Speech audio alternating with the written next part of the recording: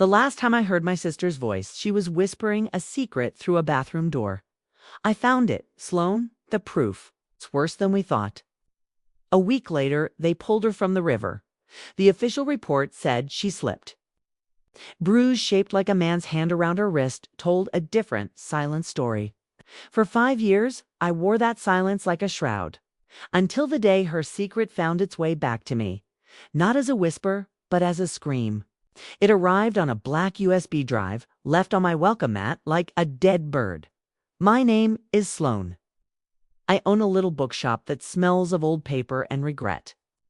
I've learned that grief isn't a storm you weather. It's a climate you learn to inhabit. The air is always thick with her absence, a permanent low-pressure system in my chest. My sister Elara was the sun-vibrant, fierce, a force of nature with a laugh that could shake dust from the shelves. I am the perpetual drizzling gray that came after. I arrange worlds by the alphabet, finding a feeble solace in the order of fiction. Can provide something reality ripped from me 5 years ago.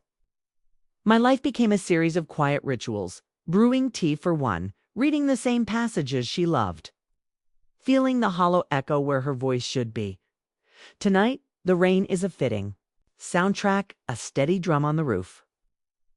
As I lock the shop's heavy oak door, my fingers pause on the cold brass deadbolt. A man is standing under the awning of the closed cafe across the street. He isn't looking at his phone, isn't waiting for a ride. It's perfectly still, a silhouette cut from the evening gloom, and he is watching my door. A cold finger, sharper than the night air, traced the length of my spine.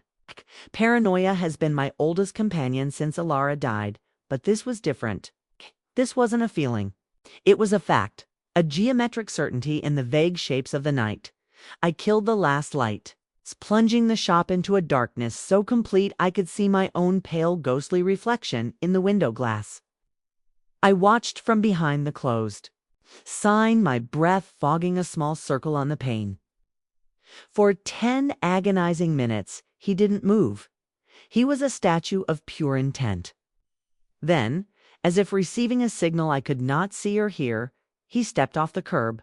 He paused in the middle of the empty, rain-slicked street, a dark island in a river of reflected neon, and looked directly at the spot where I hid. He knew.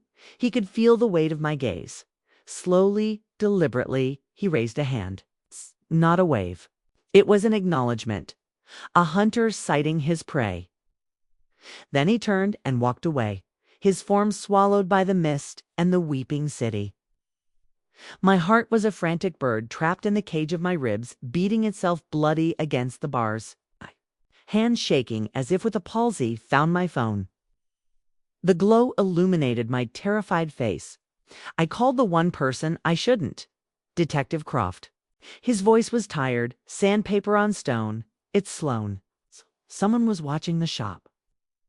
A long sigh traveled down the line, heavy with 5 years of my persistent, inconvenient grief. Sloan, it's been a year since you last called. The case is cold. I know. This wasn't a vagrant. This was deliberate. Describe him. I did. The unnatural stillness, the calculated observation, the final, chilling acknowledgement. Croft was quiet for a moment, and in that silence I heard the creak of his desk chair, the weight of his own failures. Stay where you are. I'm sending. A car, but I didn't stay. A deeper instinct, one forged in the white-hot fire of loss and nursed for half a decade, overrode the fear. Elara didn't run from her story. I couldn't run from this. I slipped out the back into the alley that always stinks of wet cardboard and forgotten things. I needed to see where he went to have some shred of control. My car was 2 blocks away. The rain soaked through my thin sweater immediately, plastering it to my skin, as I fumbled with cold, slippery keys. A sharp crack echoed off the brick walls, not a gunshot, but the sound of something wooden, perhaps a crate, breaking underfoot. I froze, listening so hard my ears ached. The only answer was the relentless percussion of the rain and the distant, mournful wail of a siren, a sound that would forever be the soundtrack to my worst memory. The 3 a.m. phone call, the sterile chill of the morgue, the unthinkable, absolute stillness of her face. I drove home to my small, safe house, a place that had never truly felt like either. Every shadow in the rearview mirror was a threat, every set of headlights a potential pursuer. My sanctuary felt like a beautifully constructed trap.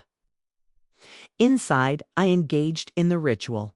Check every lock twice, a habit born of necessity. Finally, the adrenaline spent, I leaned against the door, my strength giving out, and slid to the floor. In my hands, I wasn't clutching my phone, but a small, polished river stone worn smooth by centuries of water. Elara gave it to me when we were kids. For courage, she'd said, pressing it into my palm after a bully had made me cry on the playground. It was cool and solid, the only anchor I had in a world that felt liquid and untrustworthy. The doorbell rang. The sound was a physical shock, a jolt to my nervous system. I jerked as if electrocuted. No one came here. No one. My few friends had gently fallen away over the years, unable to navigate the iceberg of my grief. I crawled to the window, my knees protesting on the hard floor, and peered through a sliver. In the blinds. My porch was empty, washed in the sickly yellow of the street lamp. But centered perfectly on the worn welcome matamat that had never welcomed anyone, was a simple black USB drive. No note, no envelope. Just a tiny piece of plastic holding universes of potential horror or truth. A digital Pandora's box delivered in the dead of night. I left it there until dawn, a silent, malevolent sentinel. I didn't sleep. I stared at the ceiling, tracing the hairline cracks that resembled a map to nowhere. I remembered a face, not the lifeless mask in the morgue, but her face alive with a fierce, burning curiosity that could light up a room. She was an investigative journalist chasing a story about the Clarendon Group, a powerful conglomerate with gleaming towers and roots sunk deep into City Hall. Their green leaf logo stamped on everything from public parks to tech incubators. It's not clean. Sloane, she'd told me over a third glass of wine, her eyes bright with the thrill of the chase. It's laundered. Money, influence, lives. I'm close to the source. She called it the green mask. She was so alive in that moment, so brilliantly certain that her eventual death felt like a cosmic error. A glitch in the fabric of reality. At dawn, bleary-eyed and numb, my curiosity won. Wearing oven mitts, absurdly, as if the drive was radioactive or poisonous to the touch, I brought it inside. I opened it on an old laptop not connected to any network, a relic I kept for paying bills, a digital island. There was a single video file named E_last_stand. My finger hovered over the trackpad. This was the threshold. On this side was the woman I had been, Sloane the bookseller, Sloane the ghost, Sloane the professional mourner. Once I crossed, there was no going back to the quiet gray of my grief. I would have to do something. I pressed play. The video was dark, shaky, shot from a concealed angle, a purse on a desk, perhaps. It was a lavish office, all sharp angles, glass and cold, expensive luxury. And there she was, Elara, alive.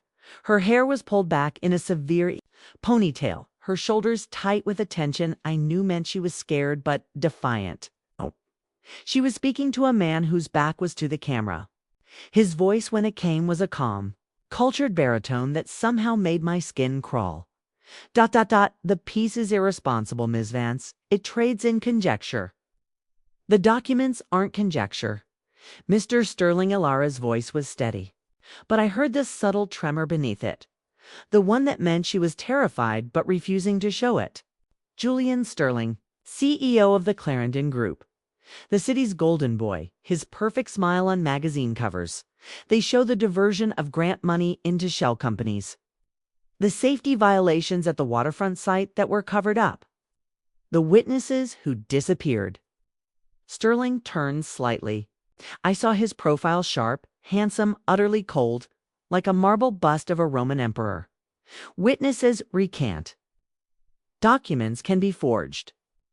You are building a house of cards on a very unstable foundation. A foundation, he said, leaning forward, infinitesimally, that could easily collapse and bury you. The threat hung in the air, palpable even through the grainy silent-era quality of the video. Elara didn't flinch. My editor has a copy. The foundation is wider than you think, Sterling smiled. It was a mechanical movement of facial muscles that didn't reach his eyes, which remained as dark and flat as slate. Editors can be persuaded. And sisters, he said, the word dropping into the quiet room like a lead weight, can be tragic victims of their own misadventures. The video ended. The room tilted. I stumbled to the kitchen sink, my hand clamped over my mouth, and vomited. My body violently rejecting the poison of what I'd just seen and heard. He said it. He directly threatened me to get to her. A week later, she was dead. This wasn't just evidence. It was a confession. But it was on an anonymous drive delivered in the dead of night. It was my word against a titan, a man who shaped the skyline. The doorbell rang again, shattering the silent panic that had filled the house. This time, a familiar, weary face was on my porch. Detective Croft, looking a decade older than his 50 years, rain beating on his worn trench coat like misplaced tears. He held up a clear evidence bag. Inside was a waterlogged, bloated, but heartbreakingly recognizable leather journal. Elara's journal. The one she carried everywhere, its pages filled with her tight, energetic script. It washed up near the old pier, he said, his voice grim. Forensics just finished. They found anomalies. He didn't come in. He simply handed me the bag, the plastic cold and slick against my fingers. The bruise on her wrist. They matched the pressure points and spacing to a specific brand of watch. A limited edition Rolex Oyster.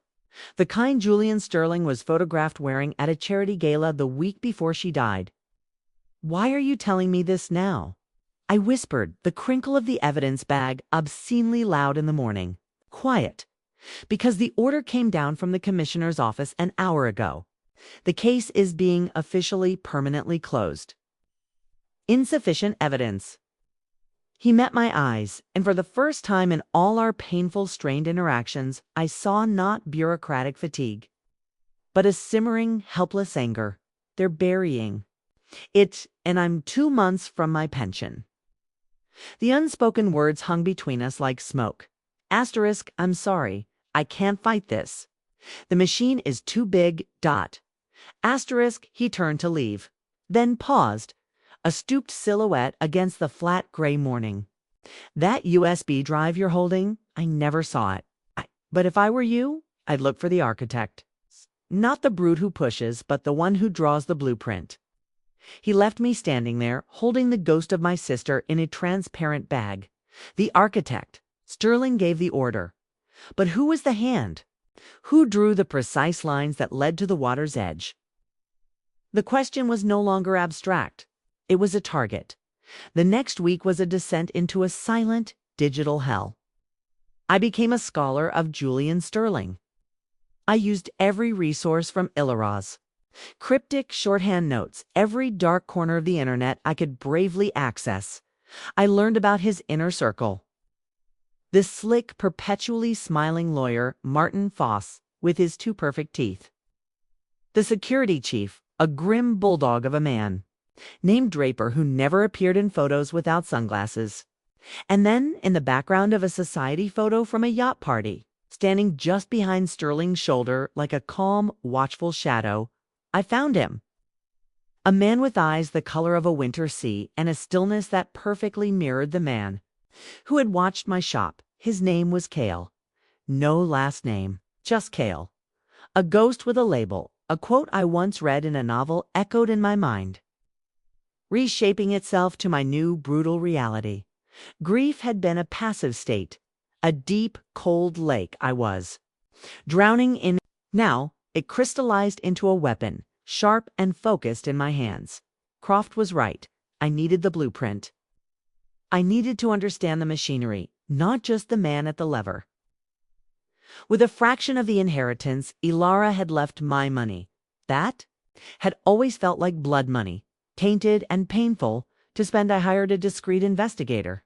Leo was ex-military, a wall of a man with a surprisingly gentle voice and eyes that missed nothing.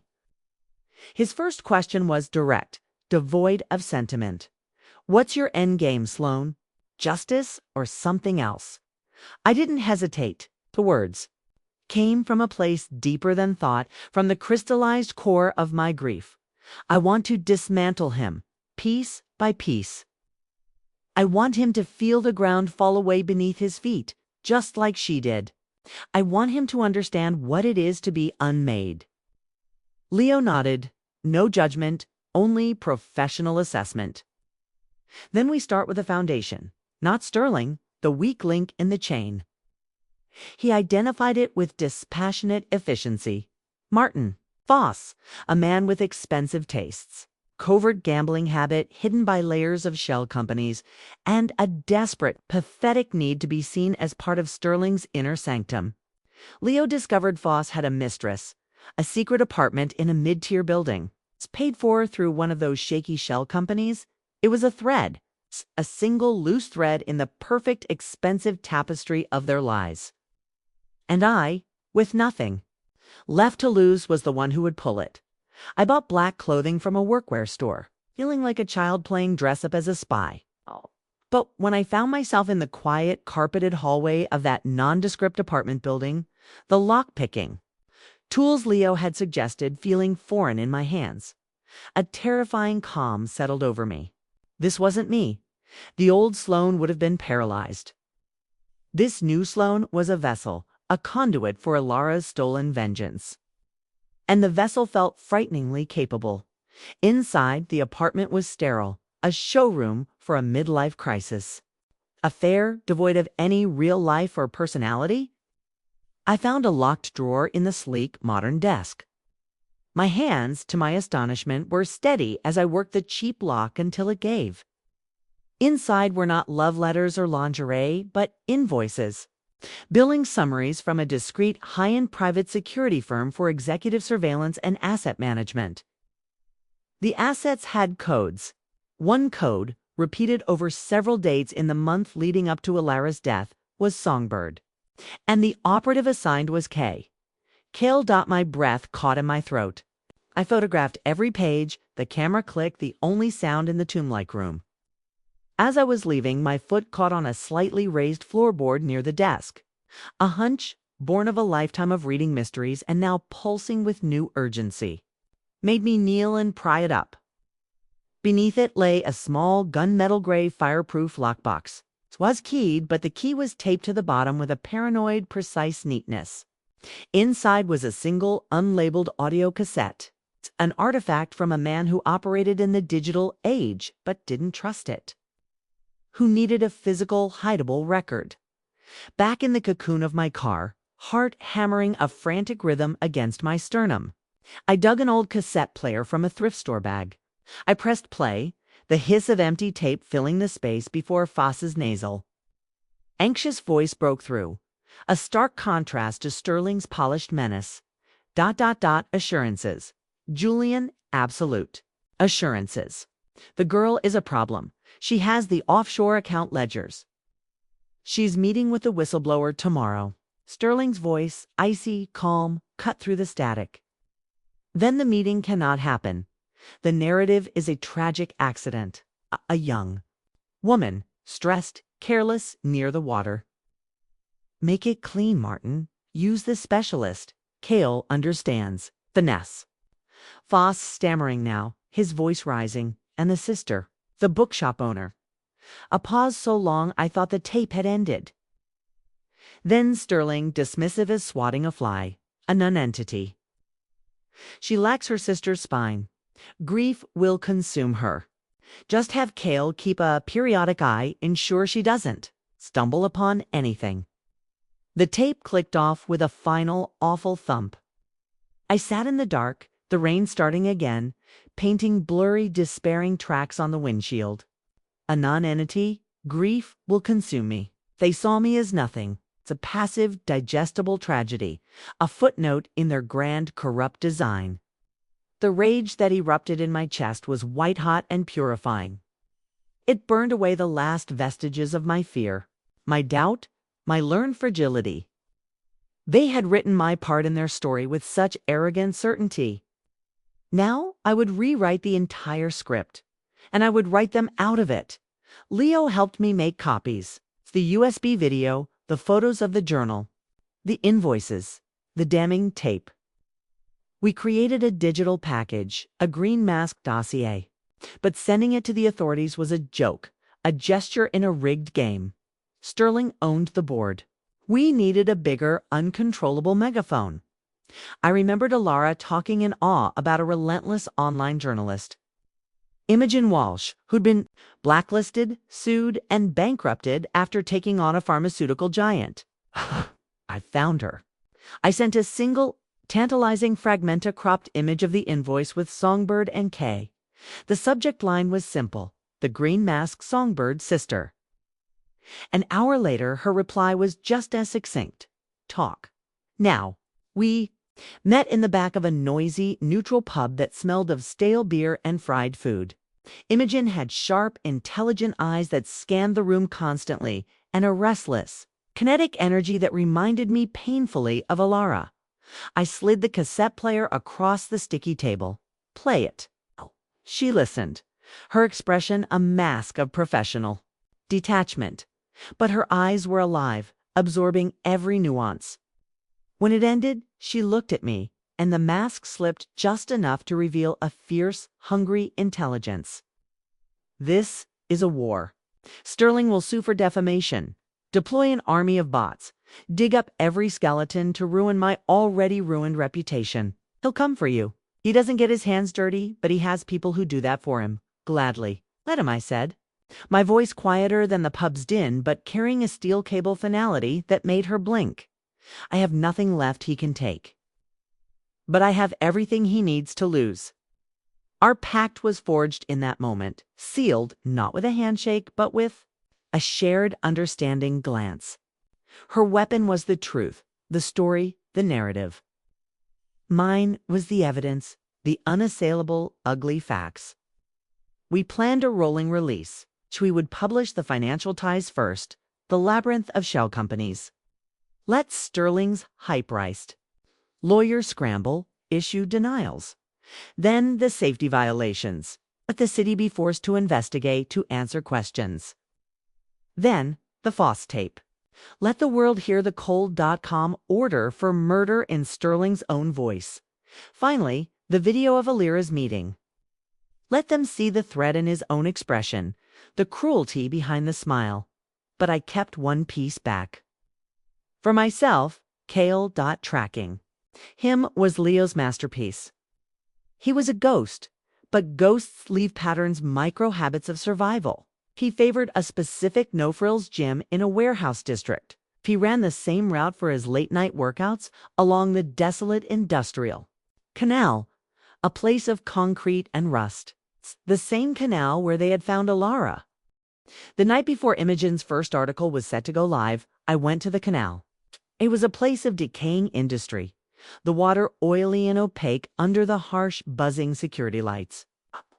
The air smelled of wet metal, diesel, and rot. God. Feel Elara here. This was where they had ended her story, where they had turned a vibrant woman into a statistic. The anger was a steady hum in my veins, overpowering the fear. And then I saw him. Kale, he moved with a predator's efficient, economical grace, running not for pleasure, but for maintenance, a machine keeping its parts oiled and ready. I stepped out from behind a concrete piling directly into his path. He stopped, his breathing barely elevated. Those wintersea eyes assessed me, showing no surprise, only a flat professional interest. Sloan Vance. His voice was flat, devoid of all inflection. You know me? If I know of you, you should be home, grieving. He echoed Sterling's words from the tape verbatim, and it fanned the flames inside me from a smoldering ember to a directed blaze. "I've moved to a new stage," I said, my own voice startlingly steady in the echoing space. "It's called retaliation." I held up a small digital voice recorder, a pathetic shield against a man like him. "Julian Sterling ordered my sister's death. Martin Foss facilitated it. You executed it. The world is going to know all of that, starting tomorrow." A flicker in his eyes. Not fear, but rapid tactical calculation. "Evidence. Enough. The Foss tape is particularly damning. Your employer discussing your particular finesse." I took a step closer. The air between us crackled with palpable danger. "I have just one question. Was it quick? When you pushed her, or did you make her afraid first? Did she have time to know it was you? Did she have time to think of me?" He didn't move a muscle. "I don't know what you're talking about." "Of course not. You're just a specialist, an instrument." I let the contempt drip from my voice, cold and sharp as a shard of glass. "Tell me, does Sterling value his instruments? Or does he discard them when they become liabilities? Like he's discarding Foss right now. You heard the tape? They're just another tool in his box. What happens when the tool is linked to a murder?" This hit a mark. A tiny, almost imperceptible tightening at the corner of his mouth. A minuscule betrayal of his internal state. "I have a proposal," I said, my heart a frantic drum in my throat, threatening to choke the words. "Turn on them. Testify. The evidence is coming out regardless. Be on the side that isn't sinking, or go down with them.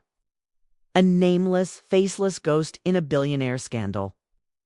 Which legacy do you want? The loyal weapon or the witness who walked away?"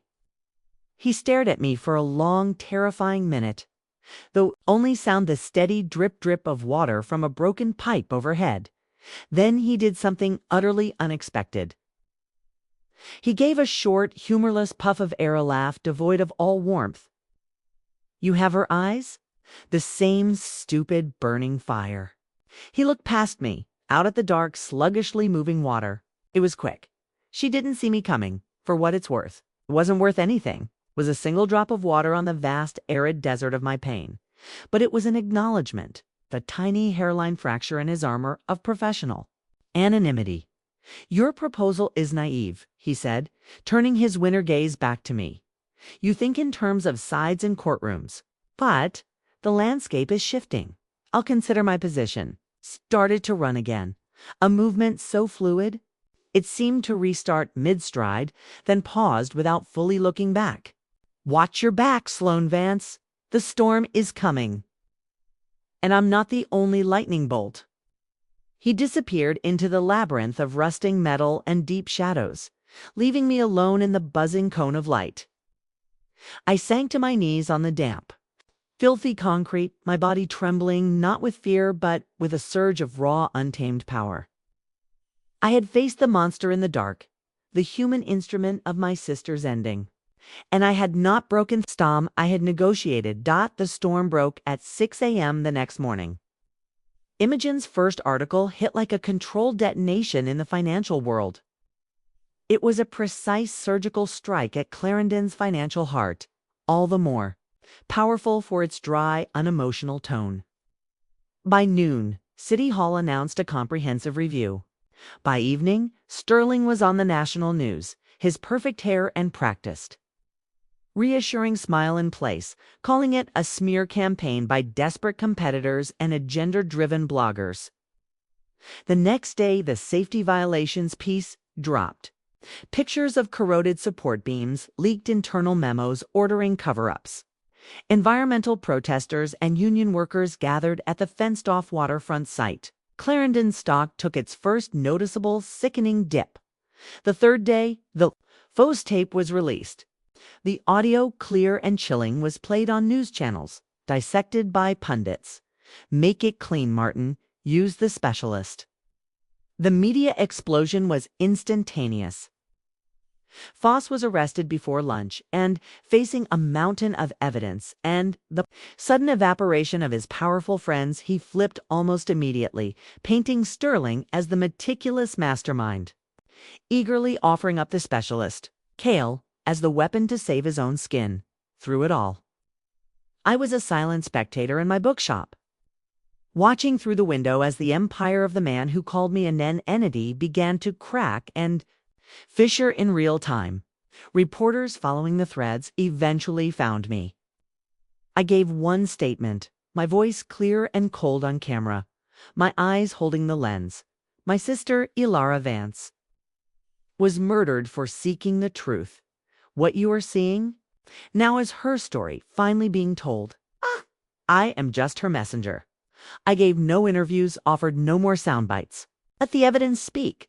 The day they issued a warrant for Julian Sterling's arrest, I drove out of the city, the radio chattering with the news. I went to the river, but not the canal. I went to the clean, wild part upstream that Elara had loved, where the water ran clear and fast over smooth stones. I sat on a large sun-warmed rock and held her water-stained journal in one hand and the smooth, cool river stone in the other. The wind pulled at my hair, carrying the scent of pine and clean water. "It's done, Elle," I whispered, my voice carried away by the breeze. "The green mask is off. They'll all face their judgment." I didn't feel the triumphant, roaring victory I had imagined in my darkest, most vengeful hours. I felt a deep, hollow exhaustion, as if I'd been carrying a great stone up a mountain for years and had finally been allowed to set it down. And beneath that exhaustion, something new, fragile, and unfamiliar, the faint, tentative warmth of peace. It was not happiness. It was the absence of the war that had been raging inside me for 5 years. It was silence, not the silence of suppression, but of resolution. That night, back in my now uncertain sanctuary, my doorbell rang one final time. I didn't jump. I simply walked to the door and opened it. No one was there. The street was quiet and still, but on the worn mat lay a single unmarked silver key. Attached to it by a simple wire loop was a tag with an addresser storage unit on the industrial edge of town, and a note in neat block letters written in black Sharpie insurance. "In case the lightning misses its mark." I looked down the empty, shadowy street. He was out there somewhere. The instrument had chosen its own path, had perhaps already severed itself from the hand that once wielded it. I bent down and picked up the key. It was cold and heavy in my palm, a tangible promise of secrets yet to be uncovered. The war was over, but the world was no longer simple or safe. I closed the door and locked it, the sound final. I am no longer the woman drowning in grief. I am the one who learned to swim in the darkest waters, who fought the relentless current, and who surfaced forever changed into a different kind of light. They thought her death was the end of the story. They didn't realize it was just the end of the chapter I wrote in tears. The next chapter I wrote in fire. If you believe in the power of a quiet voice to shatter a world of lies, share this story. And subscribe to Winds of Thought for more tales of resilience that linger long after the final word.